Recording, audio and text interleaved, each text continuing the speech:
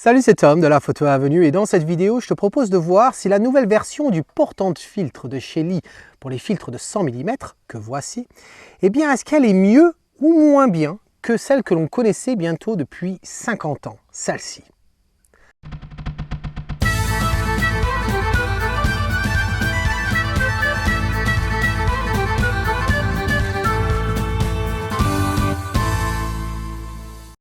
Alors c'est un secret de Polychinelle que de dire qu'à chaque fois que je fais des photos de paysage, j'utilise des filtres. Je ne vais pas passer mon temps dans cette vidéo à essayer de te convaincre d'utiliser des filtres plutôt que de passer des heures et des heures à faire des blending dans les programmes sur ton ordinateur.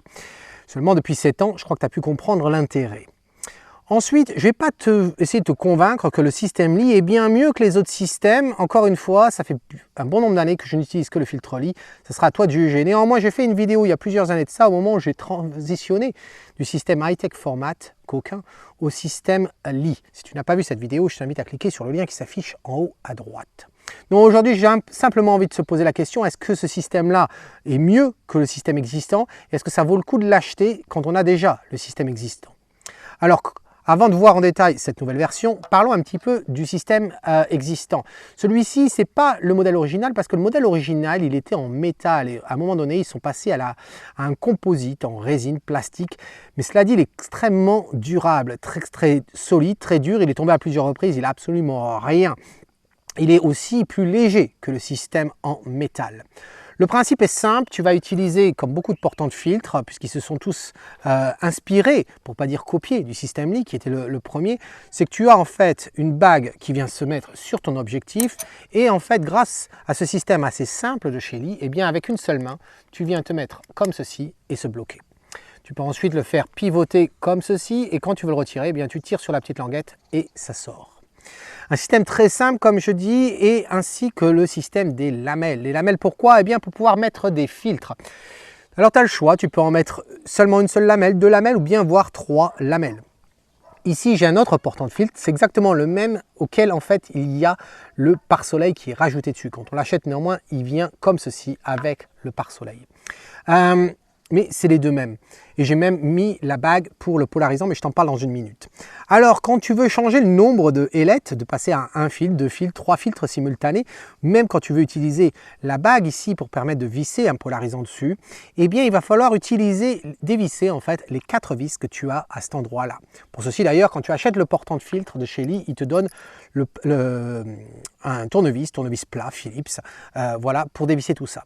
Alors, ça reste très simple, cela dit, je ne le conseille à personne de faire ça quand on est dehors au moment de photographier. Pourquoi? Bien parce que retirer les vis, c'est simple. Les remettre, c'est pas forcément si simple que ça. Il faut s'assurer du bon alignement de toutes les ailettes et c'est assez galère. Sur une table, ça va, c'est très faisable. Sur l'arrière de ton sac à dos, sûrement très faisable, mais tu n'as pas envie qu'une pièce tombe, etc. Donc c'est vraiment quelque chose que tu dois faire chez toi. J'ai vraiment pas eu l'occasion de changer très souvent les ailettes. D'ailleurs, j'ai la chance d'avoir 2 portants de filtre, ce qui s'explique aussi. C'est-à-dire que sur celui-là, j'en ai 2, sur celui-ci, j'en ai mis 3. Alors, pourquoi tu voudrais en avoir moins? Qui peut le plus, peut le moins. Mais si tu as un objectif 24-70, par exemple, tu peux très facilement l'utiliser avec les 3 ailettes, aucun souci. Plus le polarisant. Et le pare-soleil. Seulement, quand tu as un objectif tel que le 16-35, dont je t'ai parlé il n'y a pas très longtemps, eh bien, en dessous de 20 mm, tu vas commencer à voir du vignettage. Et donc, du coup, en passant à 2 ailettes, eh bien, ça va être beaucoup plus gérable. Tu ne vas plus l'avoir. Et celui que tu risques d'avoir un peu, eh bien, une fois que tu auras fait la correction de l'objectif, eh bien, dû à la distorsion, pour corriger la distorsion, eh bien, tu ne vas plus voir ce vignettage. Voilà l'intérêt de sortir les vignettes. Mais donc, pas si simple que ça à faire sur le terrain. Ce système de petits boutons à tirer comme ça pour le positionner, c'est très simple aussi, mais l'inconvénient c'est que beaucoup se sont plaints que quand ils transportent leur matériel sur le dos, par exemple directement sur le trépied comme ça sur le dos, eh bien une branche pourrait très bien prendre comme ça et puis faire tomber ton porte-filtre et tous les filtres qui se trouvent dessus. Et si tu as le filtre polarisant ou des filtres qui sont en verre, eh bien ils risquent de se casser. Voilà. Donc voilà les 2 problèmes principaux qu'on rencontre avec ce porte-filtre. Et le troisième, c'est au niveau du filtre polarisant. Ils avaient un filtre polarisant il y a quelques années qui était assez épais, assez large. Le filtre en soi, le verre, n'était pas si large que ça, mais la bague était large. Et ils ont voulu affiner le total, coupant un peu dans le réduisant de ce fait le poids du filtre polarisant. Ils ont même injecté en fait un ton chaud au polarisant, ce qui est très privilégié pour la photo de paysage en général. On a tendance à aimer les tons chauds, ça permet de faire ressortir un peu le contraste au niveau des couleurs, les tons marron, chatoyants, etc. Donc c'était très apprécié et j'avoue être passé du premier système de polarisant à ce système-là. L'inconvénient que ça a, c'est que eh bien pour tourner la bague d'extérieur, c'est pas forcément facile à montrer sur la vidéo, mais tu vois là où c'est écrit les filters, eh bien quand tu bouges la partie du haut, eh bien les bords sont pas très larges et donc du coup c'est pas forcément très simple. Alors ça vient se visser sur cette bague là, cette bague qui n'est vraiment pas donnée, hein, c'est aux alentours de 45-50 € si je me souviens bien, rien que pour la bague pour pouvoir mettre le filtre. Et quand tu le visses comme ça, voilà, bon. La partie en bas du filtre te permet en fait de se visser sur la bague, mais l'inconvénient que certains ont pu rencontrer, c'est qu'en fait, eh bien, ils étaient amenés des fois à faire pivoter leur porte-filtre et le font dans le sens inverse des aiguilles d'une montre. Et ce qui peut arriver, c'est qu'avec leurs doigts, avec leur pouce et leur index, en fait, au lieu de prendre simplement la partie extérieure du filtre pour le faire pivoter, eh bien, sans le vouloir, ils prennent également la partie intérieure et dévissent petit à petit ce filtre polarisant. Alors au moment où ils le font, ils ne s'en rendent pas compte, le filtre ne va pas forcément tomber, mais la prochaine fois où il sort, eh bien c'est la fois de trop, ils le font pivoter et le filtre tombe par terre et se casse. Voilà un autre inconvénient qui avait été reporté à ce sujet-là. Alors c'est un peu tout en ce qui concerne les inconvénients que j'ai pu rencontrer ici. Un avantage quand même pour ce filtre-là, c'est que on a, comme il fait 105 mm, eh bien j'ai pu trouver en fait un capuchon de chez Sigma qui fait 105 mm et ça me permet de le protéger. Donc à chaque fois que je transporte mon matériel, eh bien il est toujours comme ça. Même dans mon sac, je peux mettre mon système de portant de filtre comme ça dans le sac. Je sais que rien ne va se passer. Il y a très peu de chances que ça vienne se rayer par ce côté-là. Voilà. Le nouveau portant de filtre, le voici. Il est en plastique, c'est pas le même. Il a un aspect un peu fibre carbone, mais je te confirme que ce n'est pas de la fibre carbone. Mais il est plus léger que le système original, de base du moins. Ils disent environ 16% minimum, et oui minimum parce qu'en fonction de ce que tu vas mettre dessus, le nombre d'ailettes que tu vas utiliser, et puis si tu as le polarisant, etc., ça peut changer la donne, mais il est clairement moins lourd que ce système-là, et bien sûr encore moins lourd que ce système-là qui est quand même assez lourd, mais que j'aime beaucoup aussi bien pour la pluie que pour le soleil, voilà, très pratique chez moi. L'inconvénient qu'il a ce système-là, c'est qu'il va en fait, le vent, il a une certaine prise de vent, et donc du coup si le vent est latéral, il peut t'amener des vibrations, même s'il est de face, il peut t'amener des vibrations. Donc quand il y a du vent chez moi, c'est vrai que j'ai tendance à utiliser celui-ci. Alors ce filtre-là, il a changé quand même, parce que certes la construction est il ressemble, ça nous rappelle un peu ce système-là, hein, c'est le même truc, mais d'abord on trouve ce fameux bouton qui nous permet de le raccrocher. Alors je te confirme également que ce système-là est compatible avec tous les autres accessoires, toutes les bagues qu'on utilisait jusqu'à présent.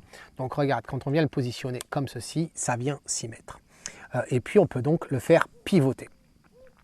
On trouvera néanmoins un changement, c'est-à-dire à ce niveau-là. Quand tu regardes, en fait, on a maintenant une petite bague bleue ici. Et d'un côté, c'est large et d'un côté, on l'a en petit. Pourquoi? Eh bien, c'est un marquage. C'est un marquage pour nous indiquer des positions. En effet, on peut maintenant faire pivoter ici, le pivoter en neutre ou comme ceci. Alors, en fonction de si tu l'as à droite ou à gauche, je ne vais pas te le dire sur ce symbole-là parce que ça change en fonction que tu as le filtre comme ça ou le filtre à gauche. Ça dépend si tu es droitier ou gaucher. Ce qu'il faut que tu retiennes, c'est qu'il y a en fait 3 positions. La position neutre, c'est avec je vais faire pivoter l'appareil, comme ceci. La position neutre, c'est quand tu as les deux petits trucs bleus qui sont de part et d'autre. Dans ce cas-là, tu peux faire pivoter ton porte-filtre, comme ceci, et tu peux le retirer. Voilà, aussi simple que ça. Ensuite, il y a une autre position. Alors là, du coup, comment je vais faire? Je vais te le mettre comme ceci. Si on le met, par exemple, de ce côté-là vers le haut, eh bien là, tu t'aperçois que je ne peux pas faire pivoter le porte-filtre. Je ne peux pas non plus le retirer. Voilà, il est scellé. Et ça, c'est quand même un petit avantage pour toutes ces personnes qui se plaignaient que leur porte-filtre tombait par une branche, par les vêtements, quand ils transportaient. Là, il est bien sécurisé. En plus, quand tu fais une exposition longue, eh bien, ça ne va pas bouger, c'est quand même pratique. Et puis, ils ont fait un autre mode. L'autre mode, c'est si tu fais pivoter dans l'autre sens, alors là, tu peux quand même le faire tourner. Il y a quand même une certaine friction, une certaine rétention, mais tu ne peux pas le retirer. Quoi que tu fasses, il ne se retirera pas. Voilà. Et puis bien sûr, la version de départ, où là, tu peux faire plus simplement et tu peux le retirer. Je dois dire que cette option-là, ce mécanisme-là fonctionne très bien et je suis assez content de ce système. Ça peut être très pratique. Ensuite, deuxième problème, on parlait de l'utilisation d'un tournevis pour changer le nombre d'ailettes. Eh bien, plus de tournevis besoin. D'ailleurs, il n'y a pas de vis, à part les vis de construction qui sont ici, mais celles-ci, tu ne les touches pas. Eh bien, ils te fournissent un petit sac. Voilà, un petit sac comme ceci. Et à l'intérieur de ce petit sac, eh bien, on va trouver plusieurs choses. On va d'abord trouver le système d'ailettes. Alors ça, c'est le système d'ailettes pour 2 ailettes. Celui-ci, c'est un système pour une seule ailette. Et puis, il nous donne un petit outil, voilà, qui est un simple poussoir comme ça. Et alors, comment ça fonctionne? Je vais essayer de le faire devant la caméra pour que tu vois bien. En fait, tu prends cet outil-là et puis tu viens retirer ce cache gris, aussi simple que ça. Et là, pour retirer ce système, tu vas voir à quel point c'est simple. Il suffit de le faire glisser. Voilà, c'est aussi simple que ça. C'est ces petites entrées, là, ces petites encoches qui viennent se prendre dessus. Et pour le remettre, eh bien, ou pour mettre un autre, tu viens le glisser dessus. Ensuite, tu remets ton cache comme ceci. Et en fait, ce que fait ce cache, non seulement c'est pour éviter que tu aies la poussière qui rentre, mais ça permet en fait de le bloquer. Donc une fois que tu as le cache, ça ne va pas sortir. Voilà ce système très simple. Alors au niveau du faire coulisser les filtres, c'est exactement comme avant. Alors là, je vais le bloquer par exemple. Je vais prendre un filtre au hasard et puis on vient le glisser comme ça. Et je dois dire qu'il est quand même plus souple. Il semblerait que le plastique qu'ils ont utilisé pour les ailettes est un petit peu plus souple, ça passe très bien. Il y a quand même un petit peu moins de pression. Si je change là, hop, je le retire et puis j'utilise l'ancien. Alors tu ne vas pas le voir parce qu'il y a le filtre polarisant dessus, mais tu vas voir à quel point il s'enfonce. Eh bien, je sens qu'il peut y avoir un petit peu de rétention qu'on n'avait pas forcément, on n'a pas autant dans le nouveau. Voilà. Donc ça, c'est pour les ailettes. Ensuite, l'autre inconvénient dont je t'ai parlé, c'était autour de ce fameux filtre polarisant qu'il fallait que tu achètes une bague déjà qui coûtait 45-50 €. Et puis après, c'était pas forcément facile. Alors là, ils ont fait quelque chose de complètement nouveau. C'est-à-dire qu'en fait, au lieu d'utiliser un système de bague, eh bien, ils ont changé carrément le polarisant. Alors quand tu l'achètes, le polarisant c'est celui-ci, il vient dans cette poche-là de protection. Plutôt pas mal, hein, une protection assez dure, hein, je dois dire, c'est plutôt bien.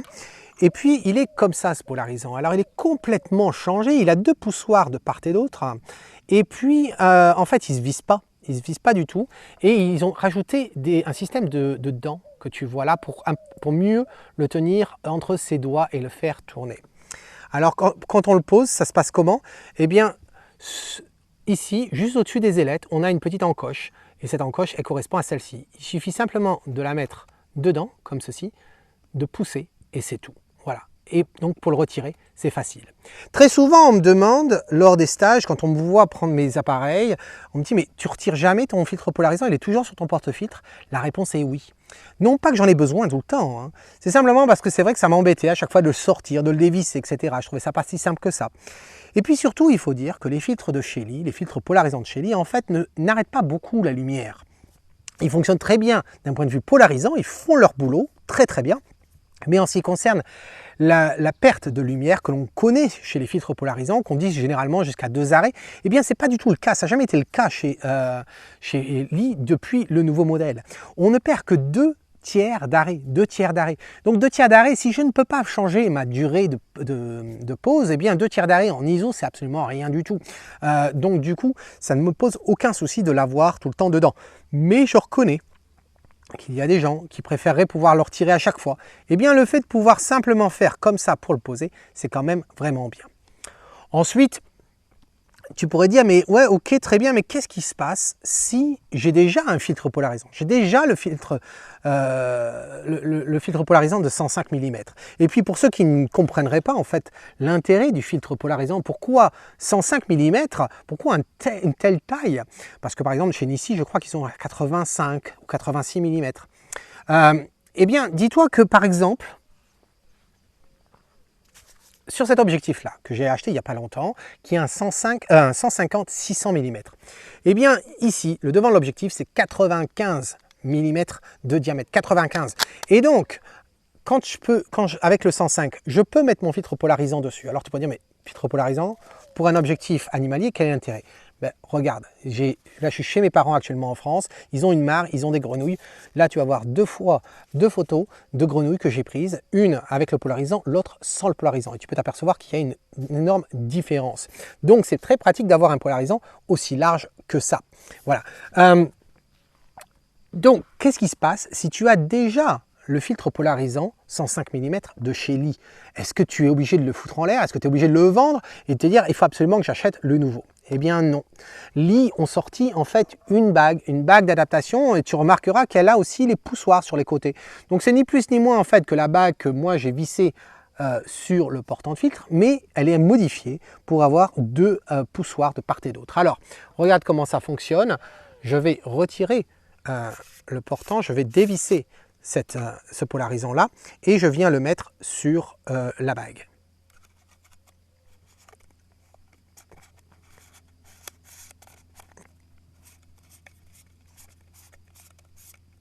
Voilà, elle est en train de se visser comme ceci. Voilà. Et donc voici le polarisant. Donc tout pareil, je peux le faire pivoter, il n'y a absolument aucun souci. Et donc quand je veux le mettre sur le nouveau système, donc celui-ci, je le retire, je vais le poser là. Et celui-ci, je viens le mettre, hop, et ça fonctionne tout aussi bien. Voilà. Cette nouvelle bague pour adapter au nouveau système, en fait, je l'ai acheté sur Amazon et j'en ai eu pour 45 ou 50 euros. Voilà la bague. Donc du coup, quand tu compares ça au nouveau système de polarisant, qui est celui-ci, qui vaut à peu près 250 à 300 euros actuellement, eh bien tu te dis, est-ce que j'ai intérêt à changer? Est-ce qu'il y a une différence en fait entre ce polarisant-là, qu'on avait, le 105 mm, et ce polarisant qui vient avec le nouveau système, qui fonctionne qu'avec le nouveau système de portant? Alors j'ai vérifié. Alors je ne vais pas m'amuser à faire une photo là comme ça, je l'ai déjà fait. J'ai fait deux photos en changeant. Et en fait, la grosse question que je me posais, c'était quand ils ont sorti ce filtre-là et qu'ils ont injecté cette teinte chaude, j'étais curieux de savoir si dans la nouvelle version, ils avaient gardé cette teinte chaude. La réponse est oui, c'est la nouvelle teinte, elle est exactement là. Et d'ailleurs, j'ai vu absolument aucune différence. Tous les deux bloquent 2/3 d'arrêt quand on utilise ce polarisant à son maximum. Voilà.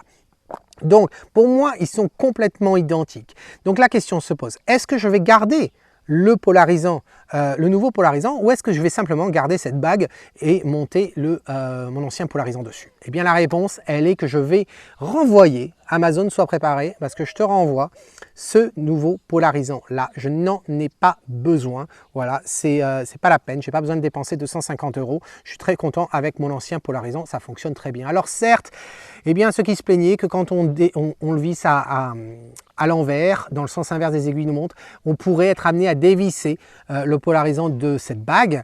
Eh bien oui, ce problème-là, il va persévérer, seulement je ne subissais pas ce problème-là. Pourquoi? Parce que personnellement, le polarisant, c'était le premier filtre que je réglais. Et comment je le réglais? Eh bien tout simplement en faisant comme ça.